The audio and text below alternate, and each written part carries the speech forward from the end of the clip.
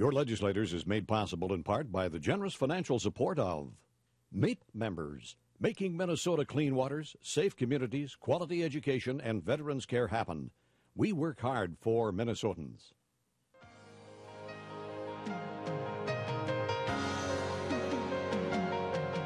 Live from St. Paul, Minnesota, we welcome you to another season of Your Legislators, a roundtable discussion featuring state lawmakers who are prepared to answer your questions and discuss important issues affecting citizens of Minnesota.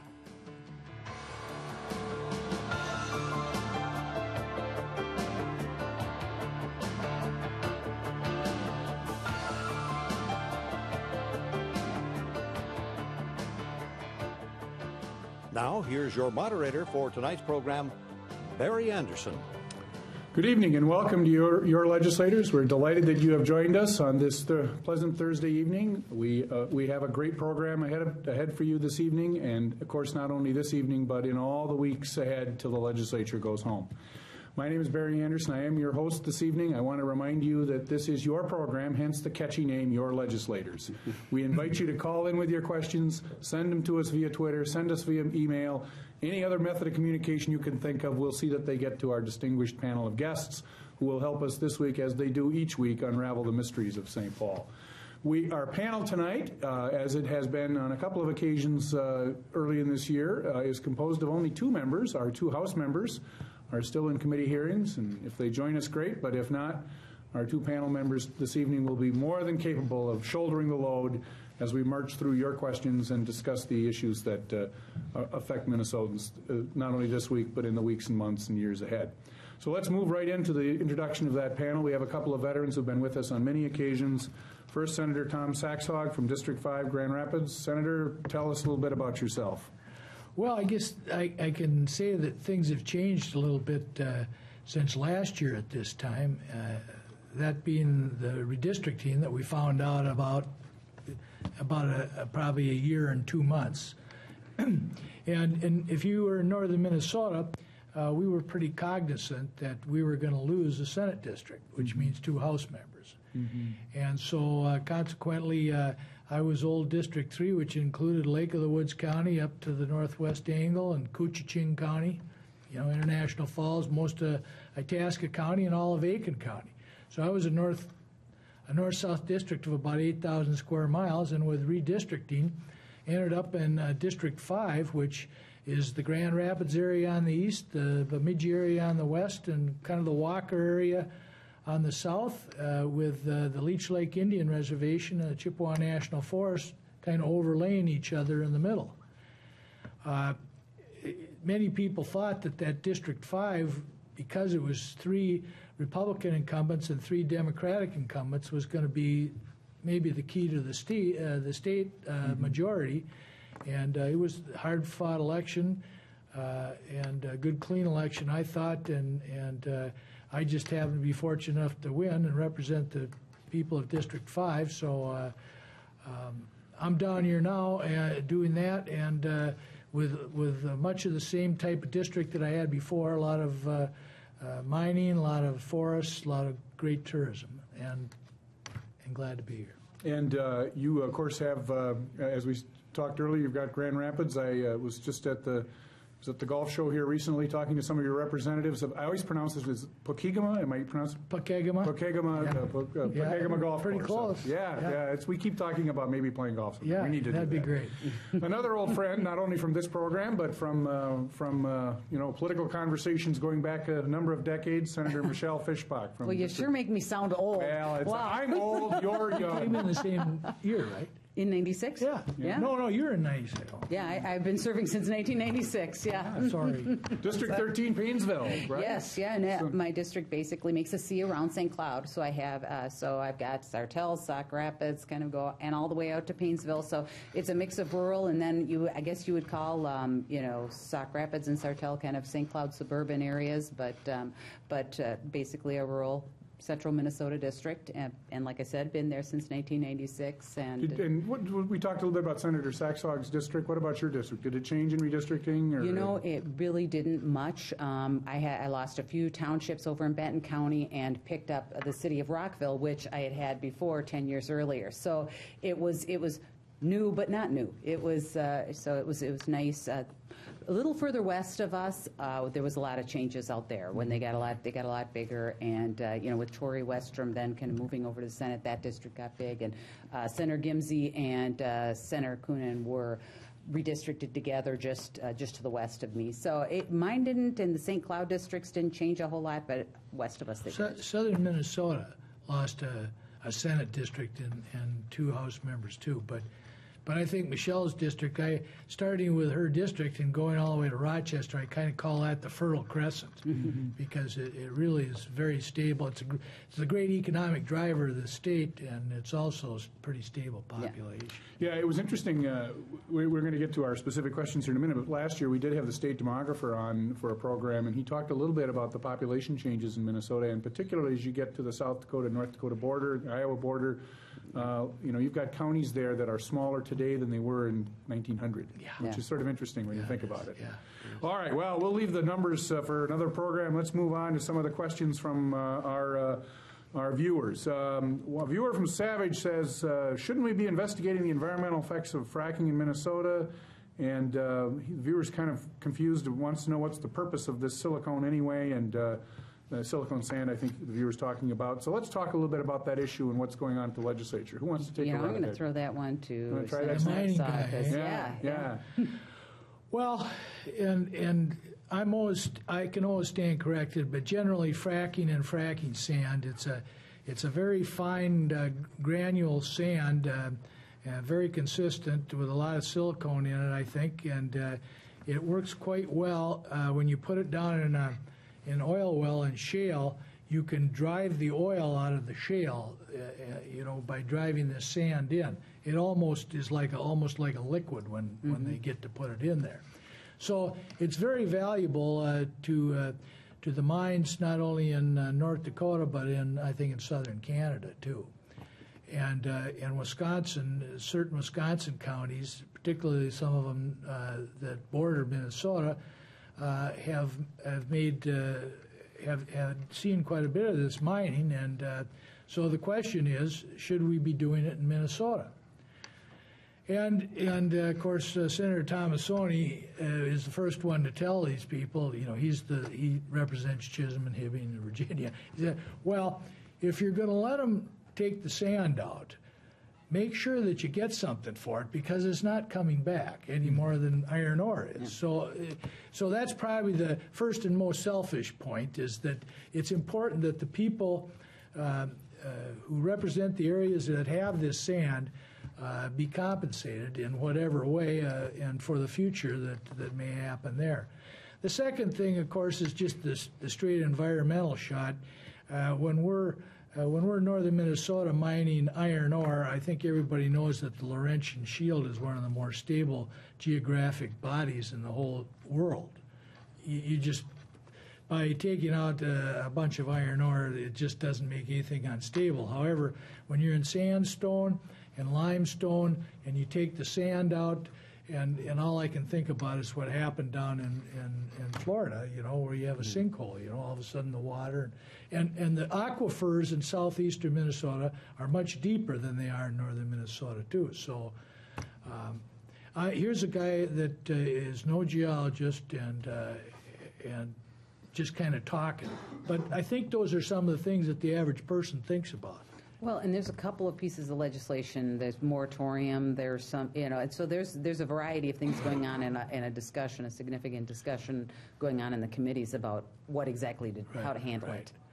And the question always is with mining is, the mining companies will say, well, gee, if you don't let us do this, we're going to leave. And the question kind of is, well, this stuff is probably going to be needed some time, some place, and so you do have to be careful with your environment.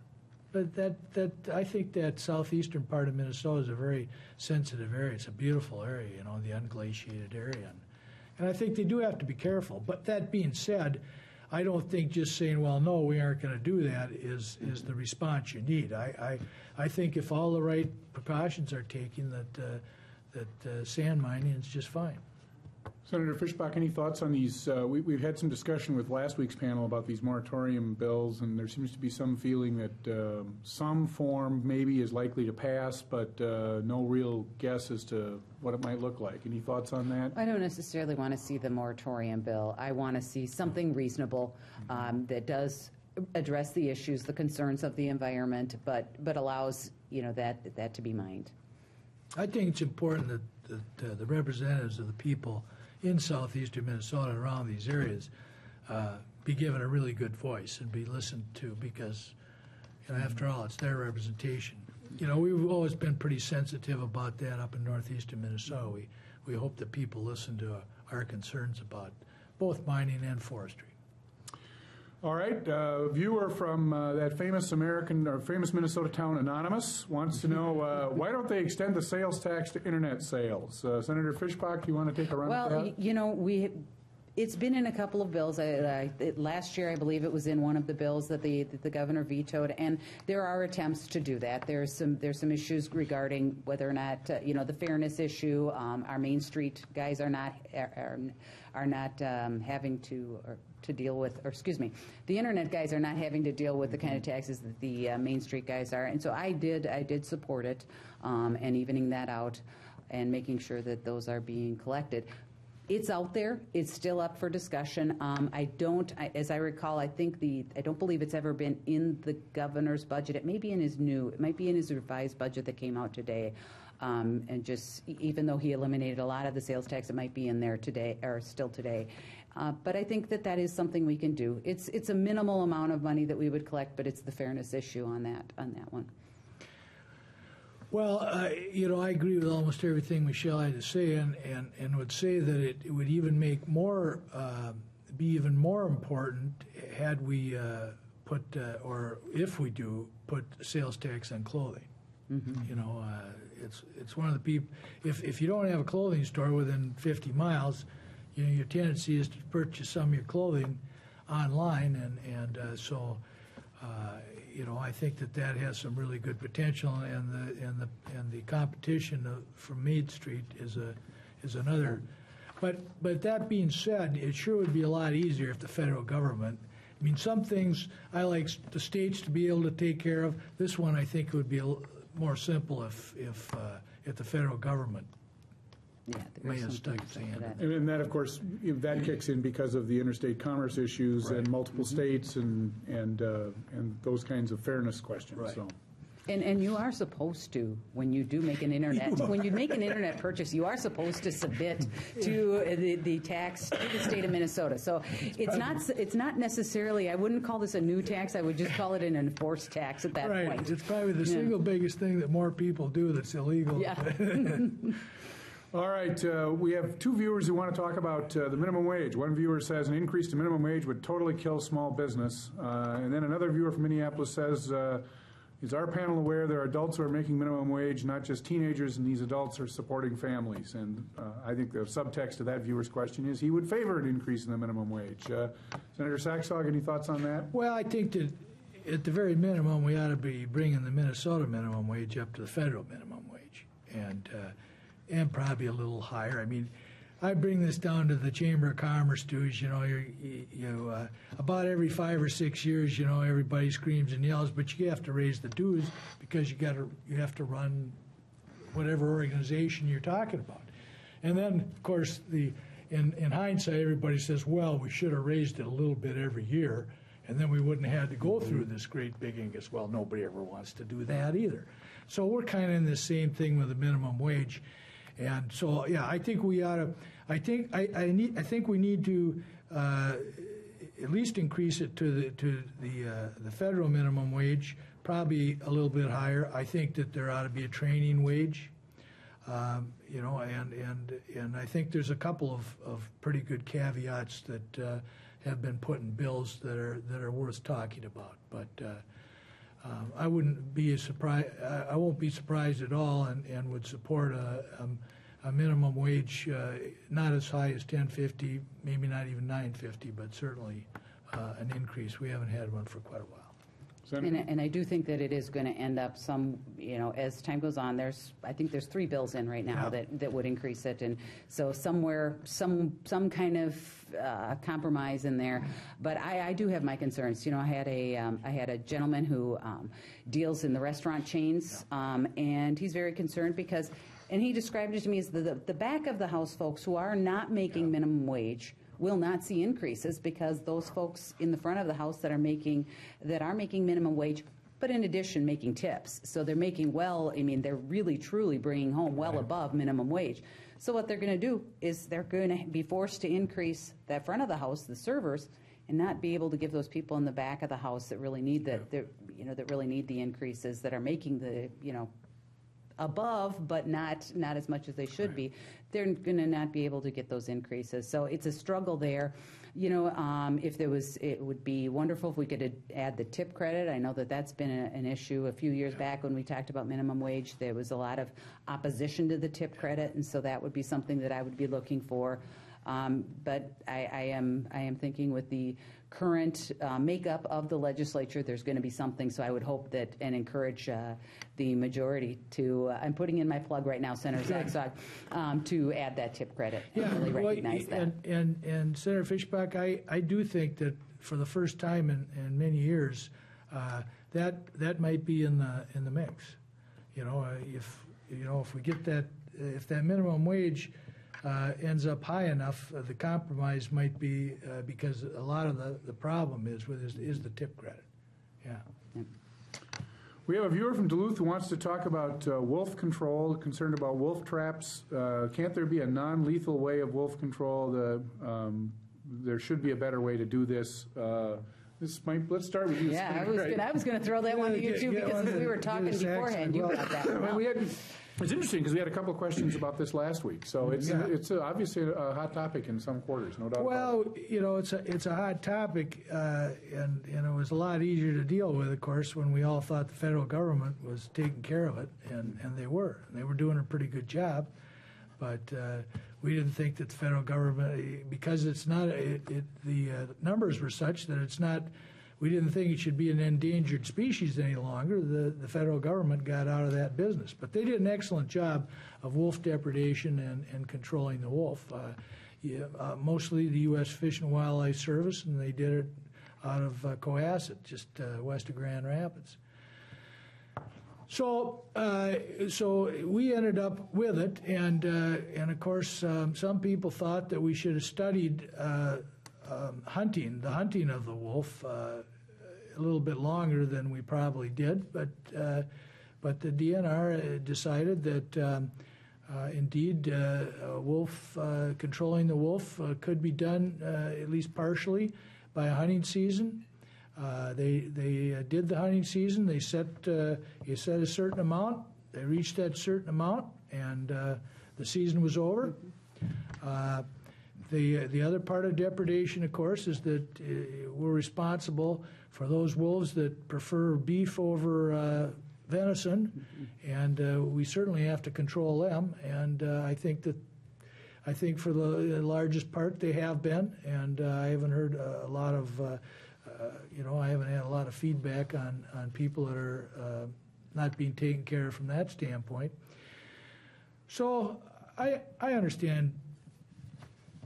People think, we were driving down the Gunflint Trail in February, my wife Nancy and I, and we saw this great big thing open down the road, and all of a sudden it cut it right and went into the woods. And in January and February, the timber wolf is a magnificent animal with its coat the way it is, and there's very little question about that. But I think that the state of Minnesota has the expertise to manage the wolf. I think we're doing a pretty good job, and I doubt if you're going to see much of a change this year, with one exception. I think that the Minnesota tribes, the Minnesota bands, whether they Chippewa or Sioux, but this is mostly Chippewa, should have the say on whether the wolf should be hunted on their lands. I mean, it's a cultural, it's a real cultural thing with the Ojibwe Nation, and I think we ought to. That's the one thing that if I'd done it all over again, I think I would have insisted on. And I agree with Senator Saxog, and I think that we did give, as I recall from the legislation, we did give the DNR a lot of ability to take a look at that and change things and move around if need be, and I think that they can address the issues. As I recall the legislation, they were not even necessarily required to start that season until they really felt that the population could handle it. So, I think that the issue of hunting on certain lands, certainly that can be addressed, but I think that in general, we've put it in place. We've given the DNR the ability to address whatever they need to address, and I think that we should continue to go ahead. Viewer from Canby, Minnesota wants to, one of the great things about our program is that our viewers, they really pay attention to what's going on at the legislature, and it is not infrequent that they'll call in with a question that is fairly specific, and this is one of those questions. A viewer from Canby, Minnesota wants to know about some specific House and Senate files which she references that all address COLA increases for workers in disability services. She notes the last cost of living increase was 2009, and she wants to know whether our panel will support an increase this year, and if not, why not? And is there enough information there to understand what we're talking about? Well, I could throw out a few little things. The cost of living increase for the long-term care workers has always been an issue, and I know that it has been a while, but we had the deficits, things like that going on. I do support it. I think that it is necessary that we increase the wages, the low wages that those folks are making. I don't know the status of the bills in particular that she's talking about, but I do know there are bills making their ways through, and I believe that in today's supplemental budget, the governor put out that he did have some dollars included for at least for some specific areas. I don't know. I can't tell you the exact details of that without checking the notes that I've got, but I believe he did add that to his supplemental budget. But, I think that we do recognize the fact that is something that we should be doing for the folks that do work in nursing homes. And I agree with that. The only thing the only cost of living, and it's not a cost of living increase, it's that I've been dealing with at all is in the pension field, and we are working on in the Pension Commission. We are working on a bipartisan basis on trying to shore up some of the pensions that the state of Minnesota has that were kind of decimated in the Great Recession, and there's just some things you have to do when they kind of go down the tubes, but. I don't know much about COLAs. I might as well be frank about that. Well, and I sat on Health and Human for a few years. This is the first year I haven't been on Health and Human, but I'm familiar with it. Just so that I'm clear on this viewer's question, she was talking about for workers in disability services. Is that the same as nursing homes, or is that a different group? Yes, it's a different group, and but I think the long-term care workers. Now, there is a group, and I'm assuming that's the one that she is talking about, that has been left out sometimes in the long-term care COLAs, and so, but I think they're all put together this year. We aren't talking about home health care workers. No, I don't believe so. No, she's talking about workers in disability services. Well, maybe, yeah. Yeah, well, PCAs maybe? You can't be on every committee. Yeah, I haven't been on that. But I believe they're trying to group everybody together because, so. Moving people, into different areas, and I know that. So if our viewer in Canby, Minnesota thinks we've hopelessly mangled her question, she can call back in and we'll try it again. Yes, we can give it another try. It would have been helpful if there had been four of us having a chance to make it. Yeah, some of these, it is interesting. On more than one occasion, we get rescued by somebody who actually has that issue right before them. Viewer from Waite Park wants to talk about stadium funding. I know our favorite topic. We've discussed this whole question about electronic pull tabs. The numbers are down a little bit. This viewer suggests maybe we should tax Sunday liquor, or maybe there's some other source we should get to. But anyway, what about What about stadium funding and what, if anything, is moving on that issue? Senator Fischbach, let's start with you. And I can't remember all the numbers. I do know that the pull tab revenue that there was expected is down, but I think that they're expecting that to move up and fill in some of that hole. There are a couple of backup plans, which is one which is a scratch off that would go in automatically, as I recall. think so. It kicks in automatically at some point when that pull tab. That electronic pull tab is not cutting it, and then there is, in addition, there is general fund money that could be used as backup. Not the way we want to do it, but it is there. So, and I guess I haven't seen any specific proposals to deal with the shortfall right now. But I think what they're saying is, if we just wait it out, it might not look good today, but if we wait it out a little bit, as there's more locations for the e-pull tabs, it will increase. And maybe you have more details. No, and I was going to segue into something from this, but I think our stadium plan was pretty sound, and I realize that people get a little shaky on the electronic pull tabs, but I too think that eventually they're going to come around. I was going to mention though that the stadium, the thing that the highlight of last year's session was the fact that there was some real bipartisan work on the stadium, which I thought was very important for finishing up the bill and everybody feeling fairly good about themselves. That and the bonding bill and the game and fish bill, which raised hunting and fishing licenses for the dedicated fund, were the three areas where the legislature worked on a bipartisan basis. And at the end, I think that we're seeing first of all, those are three things we didn't have to deal with this year, which is great. Yeah.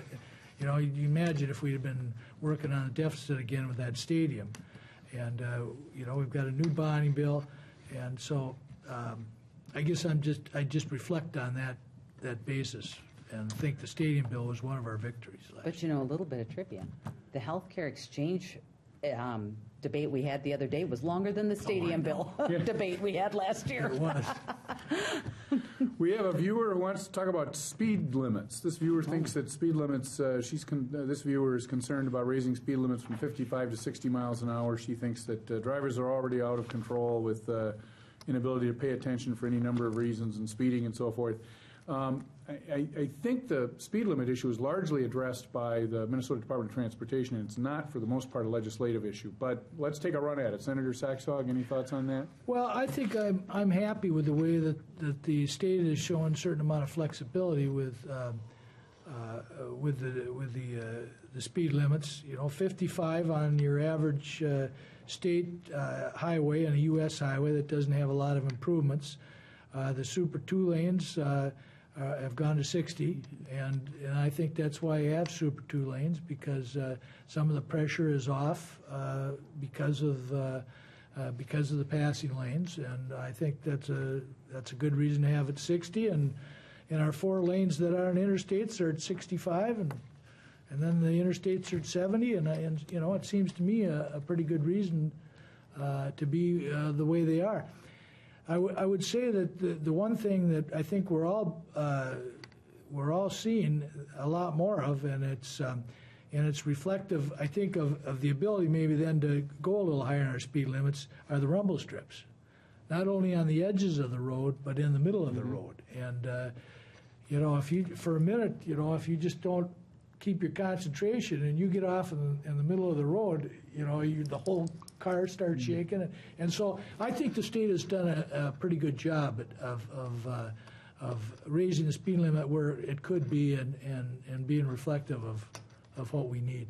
Yeah, and just to build a little bit on what Senator Saxog said, the department really studies and goes out there, and there's a whole bunch of factors that go into it, and I think that they've been places they've lowered it when they found that it need be in my area, and I think with the improvements, especially when there's newer roads and improvements, they design them to handle a certain speed, and I think that they've done a reasonable job at looking at that. And there's a lot of local control on the county level for some of those roads too. So and if there's something in particular, if there's an area in particular that the caller is looking at, she should contact either the county or the state about it, because if there's an issue there that something's happening, they can certainly come out and take a look at it and do a study.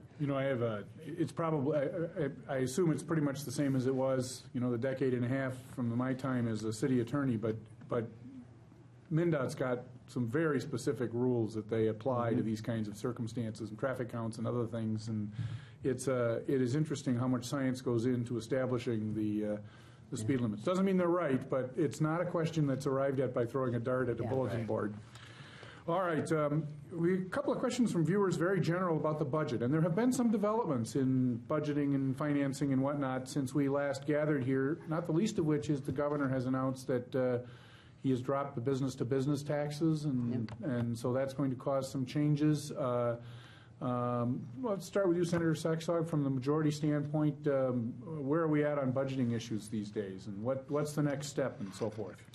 Well, I was very happy with the fact that the governor came out with a budget that was timely. It was on time. It was early enough so that we could all get working on, particularly those of us in finance committees and running finance committees, that we could start thinking about what we might do with tax revenues, as well as ways we were going to spend money from the finance standpoint. There's no question about it that the flashpoint was it was the business-to-business sales tax, and lowering the sales tax and the broadening of it. Particularly, business didn't like that, and probably the place where he was going to spend the money that was the least popular, and I didn't, I guess I probably agreed with it, but it was probably that $500 a person for property taxes. That particular credit, we would come to call, it would have been like the Jesse check, only it would have been on property taxes. So when this all came down, our next development, of course, right after right at the end of February, there was the forecast that came out in February, which showed that the things were a little better than we thought. Our tax collections were up about another $400 million, and it brought down a $1.1 billion deficit to about $627 million.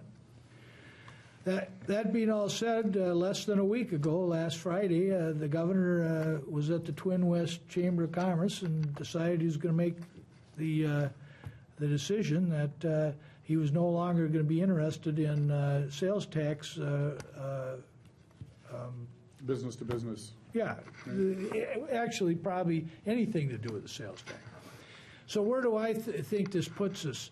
And I'd be quick to point out, because Senator Skoye and Senator Lenczewski in the House and the Senate tax committees would probably not want me to say that, well, that's the end of the sales tax, because that could be their decision too. But with the business to business and the whole sales tax deal was going to raise a net of about $2 billion. The $500 rebate was going to be about $1.5 billion, and there being about $400 million improvement in the forecast. You can kind of see how that might work out. It's about $2 million on the side. That kind of balances out. So I didn't read the specifics of the governor's budget, but my guess is that everything I've read, it's going to be something like, we're still going to balance the budget, we're still going to spend a considerable amount on education, and if there's anything left, we'll be talking about some type of property tax refinement. And the way I understand it, it still increases the budget by about $1.8 billion, and like Senator Saxog says, he removes that $500 credit that would have been for property tax or in place of, and I wish there would have been some real addressing not just the kind of the Jesse check, as you called it, but really addressing property taxes and seeing if we could, I understand in the supplemental budget that he just handed out this today, he does do some increases in spending in health and human, and then also removes the drop in the corporate tax rate that he had proposed in the first budget. So there's a couple of things like that. But he did remove all of the sales tax issues with the exception of the digital online, or the online issue. Right. So, but like Senator Saxon says, the sales tax are not necessarily off the table. There are quite a few bills that are still out there that are proposed by legislators that would look at clothing and other sales tax. Yeah. So it may still be in the mix. I don't think the governor, particularly just because of what's in his genes, I don't think he particularly likes the sales tax on clothing.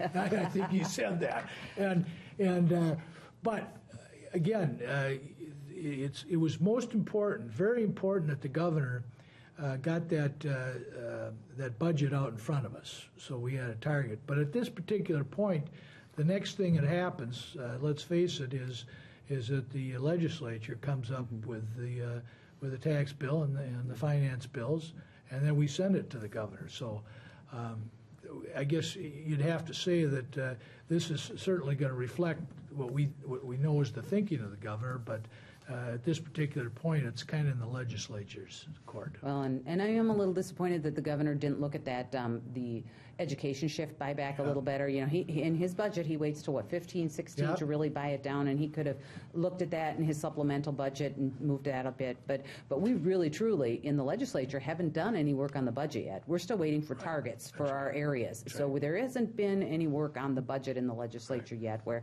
And I will just say, Senator Saxog, with all due respect, I wish we would be working on that budget because it really is it's a budget year, and we should be looking at that.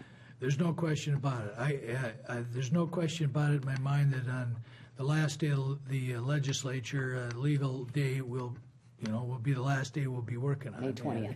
May 20th. So I hope it's warm out there. We hope it's warm. So the procedure is, tell our viewers what targets mean, because I don't know that, this whole process of how we get to the budget, I think people think that you gather on the floor and somebody passes a motion. It's a little more complicated than that. So take just a couple seconds. Well, and I would, just the way I understand it is that the tax chair and the majority, in the case of the Senate, the tax chair and the majority leader and the finance chair sit down and kind of look at the whole thing, and the tax chair says, well, I think I can raise this much, and the finance chair says, well, I've got these, and all of us that are in division chairs of the finance have given some input here.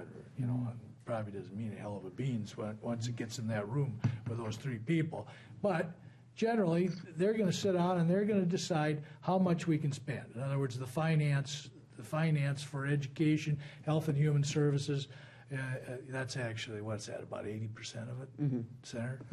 And they're going to just basically tell the finance chairs and the division chairs how much that their budget can be, and then you've got to work around it. Yeah, so they'll give each finance chair. Yeah. So like Senator Saxog said, health and human, education, all of that, they will get a target. So when we talk, they'll get a number and saying you can spend within this much. So they divvy it up how they feel they see necessary, and then they pass it as a resolution on the floor, as I recall. Yeah. That's what the chairs in those finance divisions will work within, and they'll create a budget. What usually happens is the chair will come in with kind of a base budget, and then they'll add amendments to that and work it around, and the committee will have input in some ways and be able to add amendments, and then it will move through finance into the floor, and then the full body will vote on it. And we're not going to get this done by next Thursday, right? I mean, this is going to take a while. You know what? No, I don't think it'll be done by next Thursday, but if it is, we'll come back. And the targets go to the finance chairs, but there's never any doubt, and I don't think anybody's mind, who really holds the power, and that's those tax chairs, because they're the ones raising the money. Yeah. So. But they also have to get the votes to pass the bill. So they got, there's some of that. The process is the process, and it's, it's why you and I are here, actually. Yeah. Yep. A viewer, actually we have several viewers who want to talk about legislative pay, legislative salaries, and some of them suggest, well, we should maybe tie legislative salary to the minimum wage. Others have suggested that it's just not appropriate to talk about it if there's any kind of financial crisis or other issues going on. Others are just curious about it. I can tell our viewers that the Compensation Council, which is what prompted the recent press coverage of this, that's a purely advisory report, and it goes to the legislature to have discussion on. So, Senator Fischbach, let's start with you. Well, and I'm glad you mentioned the Compensation Council, because they're there. They do this, periodically. So this is not something new that just came up. I think over the last, since I've been in the legislature. Nor is it, in fairness to the legislature, driven by legislators in the sense that this includes citizens and other folks who sit on this committee and make these recommendations. And they make recommendations for a whole lot of folks. It's not just that they're saying, oh, the legislators. So, and this is something that has happened, with the Compensation Council making these kinds of suggestions over the years, several times since I've been in the legislature. And maybe several is even an understatement, but it's something that does happen. It doesn't necessarily mean it has legs. Who knows what'll happen with it. I think Senator Bach said, he won't even look at it unless there's something that it would be bipartisan. I think the governor said he supported it, but that doesn't necessarily mean anything. But I think that right now it's a lot of discussion. It's not something that is being necessarily looked at the legislators, the legislative level. It's not something that came from us. It's not something we started. So that Compensation Council, it does a lot of stuff, and this is just one of the things they do. So, there's a couple of points here. You get what you pay for, to some extent, and I'd be down here probably anyway, because at some point in my life, I decided I was kind of dedicated to public service, but still, the basic salary of a Minnesota State Senator is about, $31,000. Compensation Council said, well, we think it ought to be about $41,000. I personally think it ought to be a constitutional amendment. You could write a constitutional amendment that just says the legislature can't set their own salaries. Yeah. And the populace could make that decision, and then somebody else can set them. And it'd probably be a more satisfactory situation than the legislature having to set salaries, which is not a very good way of doing things. Yeah, and I would agree. That makes sense. Some kind of constitutional amendment that just gets it out of the politics of the whole thing. You could say something like, oh, the legislature gets a third of what the governor is. Which is what the Compensation Council actually recommended, which is, I think, some percentage of what the governor's salary is. But, of course, that just shifts the question to... we still got it. What are we going to pay the governor? So, anyway, well, that's too close. I think that's too closely tied. Too close, yeah. So we hope we've responded to that series of viewers' questions. A viewer from Starbucks says, what about increasing the cigarette sales tax to, for example, fund the new stadium or whatever else might be on the radar screen? Is there any talk about increasing cigarette sales tax? It is part of the governor's proposal, 94 cents, I believe. And it's not used to, I don't believe, and you can correct me if I'm wrong, but I believe it's set up for the general fund to pay. It's not earmarked for something specific. And so it's part of the $1.8 billion increase. Yeah. So it's all in that mix. Well, I think it's set at about 94 cents right now. It's a substantial increase. And the question is on some of this, it comes up all the time. You could take two sin taxes. You could take the cigarette tax and say, well, this is reflective in our health care costs, and that could be dedicated to that. I had Judge Tenek from up in my territory walk in my office and say, I can show you how well over 75% of everything that ever came into my court was in some way reflective of alcohol consumption. And so I think you ought to stick 5 cents a drink and it ought to go to the judicial system. There's ways of thinking about that might make sense, but But you're right. I think the one that probably will get the most attention this year is cigarettes. But when we do start earmarking things like that, not that I don't respect Judge Ten Eyck and former Senator Ten Eyck and all the judges, just let's just put in that plug. We're in favor of all of them, right? Yes. You know, when we do start earmarking things, it becomes more difficult to react and to budget, you know, when things happen and things change. That's right, So. exactly. Dedicated funding can be a problem.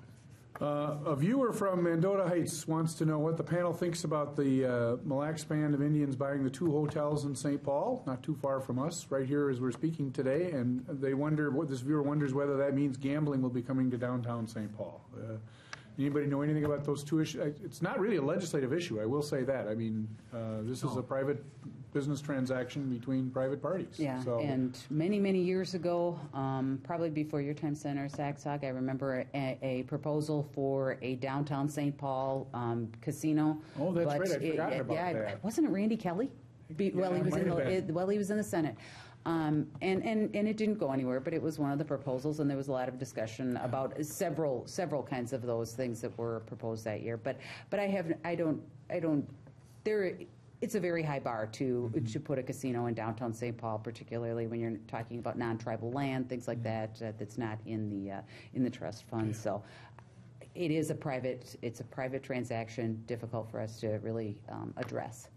But the Mille Lacs band has some pretty good expertise in running hospitality units. They have one in Hinckley, and they have one up on Mille Lacs Lake, and so I think they're reflective of an operation that you can't say they're wasting their money. They kind of know what they're doing. Yeah. Viewer from Madison wants to know why the legislature is so determined to finance the stadium. This is last year's transaction, actually, but then turn down the Mayo Clinic for funding. But actually, I don't believe that's correct. I think that issue is still very much alive in this session. Absolutely. Yeah, I don't think there's been any action on that. Mm-hmm. There's been a lot of presentations, a lot of looking at what's really going to happen, but don't even think there's been a vote on that, so nobody's been turned down on that yet. No, I think that everybody's looking for the good idea out of that and out of Rochester, but I haven't heard of anybody. And usually you hear something, but people respect Rochester. They respect mostly the Mayo Clinic, and I think they see it as an opportunity. They're just kind of wondering how we go about it. Yeah, looking at the details. Higher education. What's happening in higher education this session? Viewer wants to know. Well, I do sit on that committee, and I'm the former chair of the Higher Education Committee. We've been looking at we just got the report back from the U of M because there was a concern regarding the Wall Street Journal article regarding the amount of administrators and the amount of cost.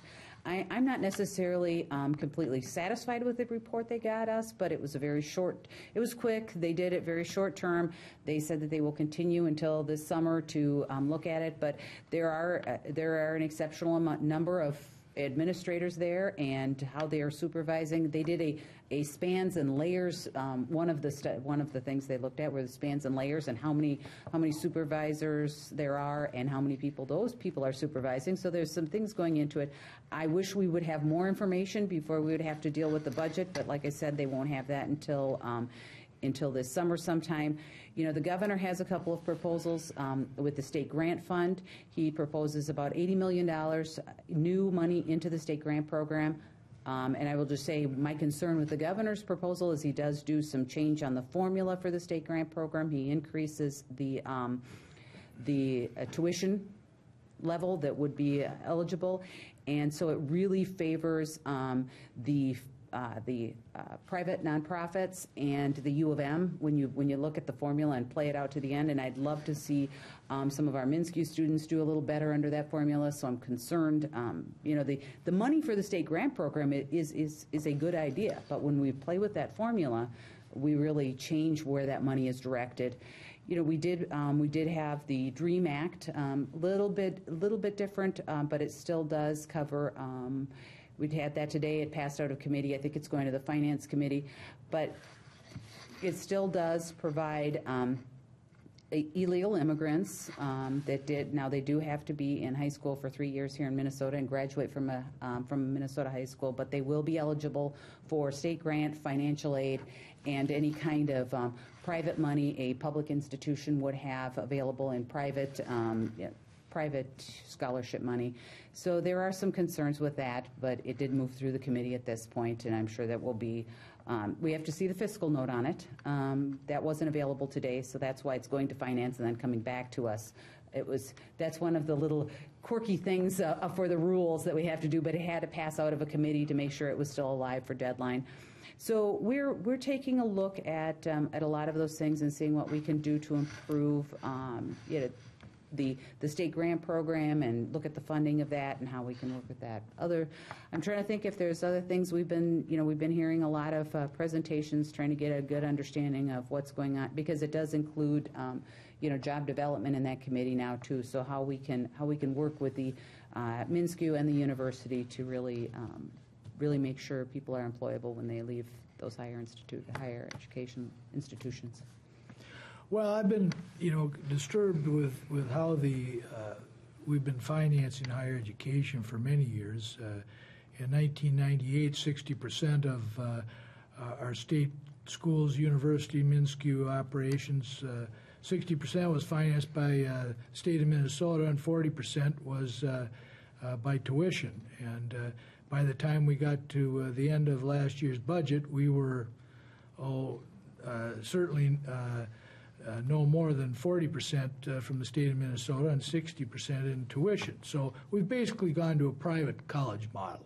Private college model, meaning that you get about 60% out of tuition, and the rest of it comes out of, and a large part of it comes out of what you raise out of your alumni, and then what the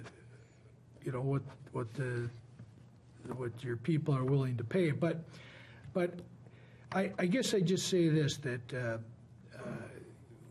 and we're seeing this right now. We're coming out of this economy pretty strong. There's no question about it. Our job reductions is one of the highest in the United States right now, and I attribute that to a trained, educated workforce, which we've provided through MnSCU and the University of Minnesota. And so I believe that we've got to keep that strong, and that whereas I am not necessarily saying that we need to go back to 60% coming from the state of Minnesota and 40% tuition. I do think that we probably have to invest a little bit more in our public higher education school system. And again, it's the trained, educated workforce that makes Minnesota home. It isn't the warm weather, and it isn't the tax climate. So that's what we get. What we do. It's interesting when we had this brief discussion, kick this off about the Wall Street Journal article. Your colleague in the House, Representative Gene Pelosi, has made something of a career out of concerns about administrative expense, particularly in the MnSCU model. And I'm wondering if you have any thoughts on that. Well, I think that's I think that to some extent has been dealt with. There is one thing about the University of Minnesota, is that it is the only large land grant university in the state of Minnesota. So it gets extension, and it gets every part of every big university. What Michigan and Michigan State might do separately. They're kind of clomped together, and so. I think it's interesting. I don't have a problem with the Wall Street Journal coming out with a report that needs to be refuted. I think that's healthy, but still, I don't think there's anybody that disagrees with the fact that what makes our economy go in the state of Minnesota is our fine education, particularly public education system. It's how we get people from outside. We aren't a huge population state. It's how we get people from outside of Minnesota to come to Minnesota, to be educated in Minnesota, and then to stay in Minnesota. And if we can continue to do that, I think we'll have a healthy economy. Senator Fischbach?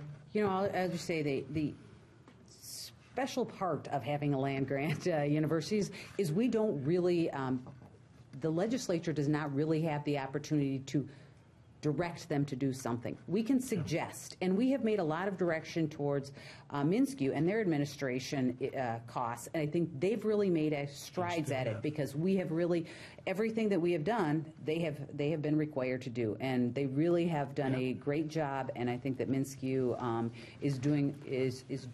is really addressing that. The U of M, for example, I've got a veterans preference bill that would ask for veterans preference for those veterans coming back who are trying to get into grad school. So that would be the U of M, and there's a few MnSCU schools that offer graduate programs, but in particular for the grad programs.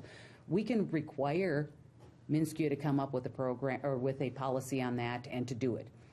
We can simply suggest to the U of M that they do it. And so it's very difficult to really get at a lot of those costs over at the U of M. And that's why that's why when we're talking about that report, I'd really like to see a lot more information, because it is not necessarily, and not trying to take anyone to task, but it's not always forthcoming from the U of M exactly where their money is going. And so it's difficult to say, let's send more money over there when we need a lot more information about where it's going. There's no question about it, between MnSCU and the University of Minnesota, there's different missions, no question. For our viewers who are wondering about this topic, it's not simply because it's a land-grant institution, it's also because the university is specifically provided for in the Constitution. Yes. So if you're unhappy with that arrangement, take it up with the founders, because they're responsible. They were here before the state was, too. Yes, so yes, the U of M was here before the state was. They're happy to tell you that, too. Yes. They remind you about this? They have seniority, I guess, and they're invoking their seniority privilege. Yeah. We only have very limited time left. Senator Fischbach, on the K-12 public education, just very quickly, anything that our viewers should know about at this stage of the budgeting process? I guess I am not on that. I'm not on that committee this year, but I do think there are some. I know that the governor has made some big proposals regarding all-day, everyday kindergarten, and but I would actually like to see that we bought back part of that shift.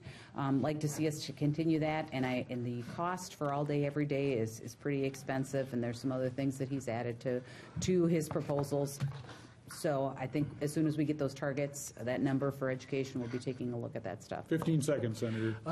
I think the shift need not be paid back this year if we balance the budget, because the money will be there in the next biennium. I think both all-day kindergarten and early childhood are some of the best things we can do for our children right now in K-12 education. All right, I want to thank our panel, truncated though it was, for your tremendous participation tonight in carrying the load. We're delighted that you could join us. We're delighted that you, the viewers, could be with us this evening. We invite you to return next week and all the weeks that follow until the legislature gets home. And until then, good night. There's much more about your legislators online at pioneer.org. Find out more about the history of the program, who's been a guest, and watch all our past episodes. There's also a photo gallery, informative links, and much more. You can also get involved and stay in touch by following us on Twitter and join the discussion on our Facebook page. Thank you for watching Your Legislators. Your Legislators is made possible in part by the generous financial support of MAPE members, making Minnesota clean waters, safe communities, quality education, and veterans care happen. We work hard for Minnesotans.